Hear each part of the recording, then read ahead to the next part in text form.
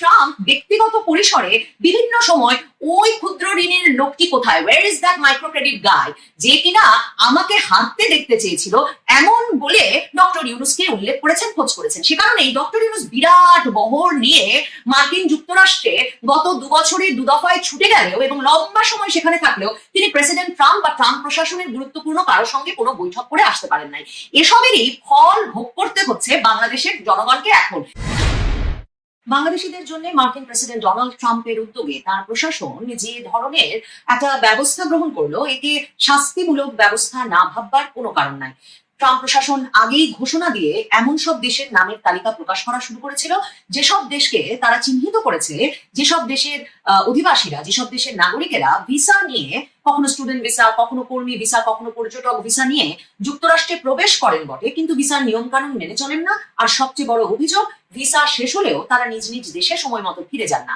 এমন তালিকা ধরে ধরে ট্রাম্প প্রশাসন ওইসব দেশের নাগরিকদের ক্ষেত্রে ভিসা দেওয়ার পর একটা আর্থিক নিশ্চয়তা, মোটা অঙ্কের টাকার গ্যারান্টির বিনিময়ে শুধু তারা যুক্তরাষ্ট্রে ঢুকতে পারবেন এমন একটা নিয়ম চালু করতে যাচ্ছে। সেই খবরটা ছিল কিছুদিন ধরে। এর আগেই প্রথমেই যুক্তরাষ্ট্র দুটো দেশকে তালিকাভুক্ত করে এই শাস্তিমূলক ব্যবস্থা গ্রহণ শুরু করে। প্রথমেই তারা জাম্বিয়া এবং মালাউইর মতো দেশের ভ্রমণকারীদের ক্ষেত্রে এই শাস্তিমূলক ব্যবস্থার ঘোষণা দেয়, মানে পরীক্ষামূলকভাবে ওই 2 দেশের ভিসা প্রাপ্ত ব্যক্তিবর্গকে ঢুকতে হলে একটা মোটা অঙ্কের টাকা গ্যারান্টি দিয়ে ঢুকতে হবে, এই ঘোষণা দেয়। এরপর আরো 7টি দেশের নাম যুক্ত করে যুক্তরাষ্ট্র। এখন যেমনটা আশঙ্কা করা হচ্ছিল, বাংলাদেশের নামও যুক্ত হয়ে গেছে যুক্তরাষ্ট্রের ভিসা বন্ডের তালিকায়। ভিসা বন্ড বিষয়টাকে যেটা বলছিলাম, এটা একটা আর্থিক গ্যারান্টি, যার ফলে কিছু নির্দিষ্ট দেশের বিদেশি নাগরিকরা সাময়িক ভিসা দেওয়ার আগে এমন জামানত জমা দেবেন বা নিশ্চয়তা জমা দেবেন যেন তারা ভিসার শর্ত, বিশেষ করে সময়সীমাটা মেনে চলেন। প্রতি বছর যুক্তরাষ্ট্রে হাজারো বিদেশি শিক্ষার্থী, পর্যটক ও কর্মীকে এরকম অস্থায়ী নন ইমিগ্রেন্ট ভিসা দেওয়া হয়, যেসব ভিসার মেয়াদ কয়েক সপ্তাহ থেকে কয়েক বছর পর্যন্ত হতে পারে। এখন কোন নন ইমিগ্রেন্ট ভিসাধারী, মানে যেই ভিসার মাধ্যমে আপনি গিয়ে অভিবাসন বা স্থায়ীভাবে বসবাস শুরু করতে পারবেন না, ওই রকম কোন ভিসাধারী যাতে অনুমোদিত মেয়াদের চেয়ে বেশি সময় যুক্তরাষ্ট্রে থাকতে না পারে বা ওভারস্টে করতে না পারে, সেজন্য এই ভিসার সঙ্গে এই মোটা অঙ্কের অর্থের গ্যারান্টি দেওয়ার বিষয়টি যুক্ত করে দিয়েছে মার্কিন যুক্তরাষ্ট্র। এবং বাংলাদেশের ক্ষেত্রে যে পরিমাণ টাকা গুনতে হতে পারে একজন ভিসা প্রাপ্ত ব্যক্তিকে, তার পরিমাণ 18.5 লাখ টাকা পর্যন্ত হতে পারে, মানে 15,000 মার্কিন ডলার পর্যন্ত হতে পারে। যুক্তরাষ্ট্রের যুক্তি হচ্ছে, বেশিরভাগ সময় এইসব ব্যক্তিদের ওভারস্টে করার মতো বা ওই দেশে থাকবার মতো যথেষ্ট অর্থ থাকে না, কাজেই ফেরতযোগ্য জামানত দিয়ে যুক্তরাষ্ট্রে ঢোকার একটা ব্যবস্থা চালু করা জরুরি ছিল। এই ব্যক্তিরা যখন আবার বাংলাদেশে ফিরে যাবেন, তখন তাদের এই জামানতের টাকা ফেরত পাবেন যদি তারা সময় মতো ফিরে যান। তার মানে একটা লম্বা সময়ের জন্য কিন্তু ওই ব্যক্তি বা ওই ব্যক্তির পরিবারদের এই মোটা অঙ্কের টাকা জমা রাখতে হবে মার্কিন সরকারের তহবিলে।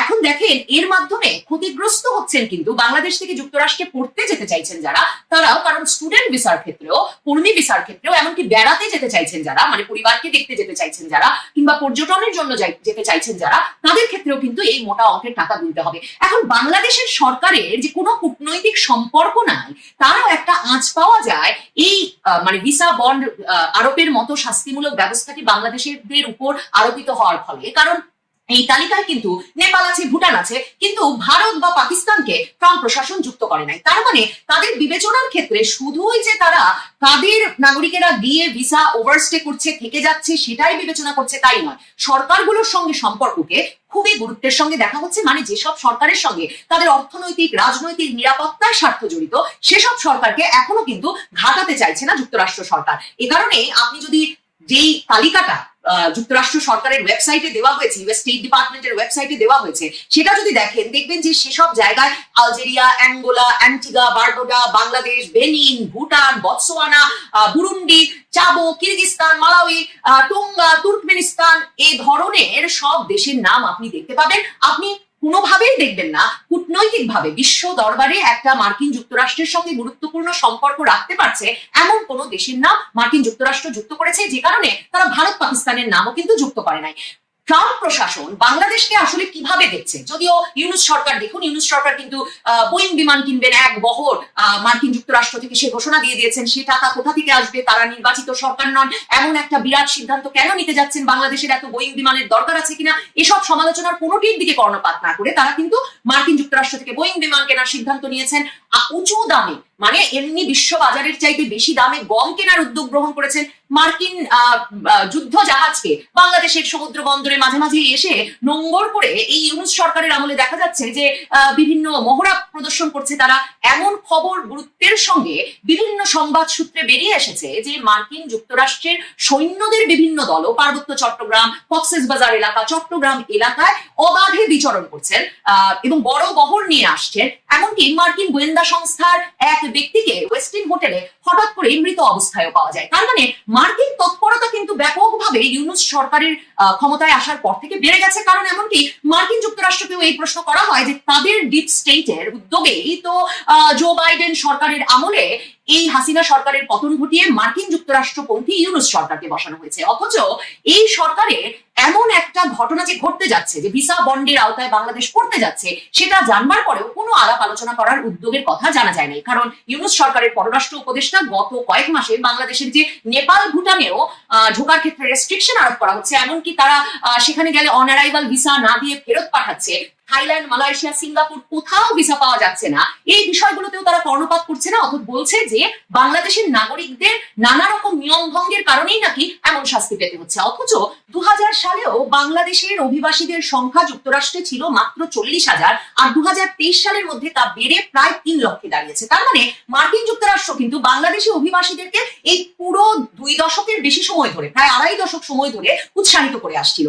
প্রেসিডেন্ট ট্রাম্প যে বাংলাদেশকে টার্গেট করেছেন তার একটা নজির বলে বাংলাদেশের অভিবাসীরা কিন্তু মনে করছেন। যখন জানুয়ারি মাসের 4 তারিখ প্রেসিডেন্ট ট্রাম্প তার ট্রুথ সোশ্যালে দেওয়া এক পোস্টে এক তালিকা প্রকাশ করে উল্লেখ করেন যে যুক্তরাষ্ট্রে বসবাসরত প্রায় 54% বাংলাদেশি পরিবারই মার্কিন সরকারের কাছ থেকে বিভিন্ন ধরনের সহায়তা নিয়ে থাকে। সেখানেও দেখেন দক্ষিণ এশিয়ার সব দেশের নাম আছে, কিন্তু ভারতের নাম উল্লেখ করা হয়নি। এবং এই প্রশ্নটা সংবাদ মাধ্যমগুলো করছে যে ভারতের নাম কেন ট্রাম্প প্রশাসন সর্বোচ্চ সাহায্য গ্রহণকারীদের মধ্যেও উল্লেখ করলো না। তার মানে কি ভারত আসলে, ভারতের অভিবাসীরা সে পরিমাণ সাহায্য গ্রহণ করে না?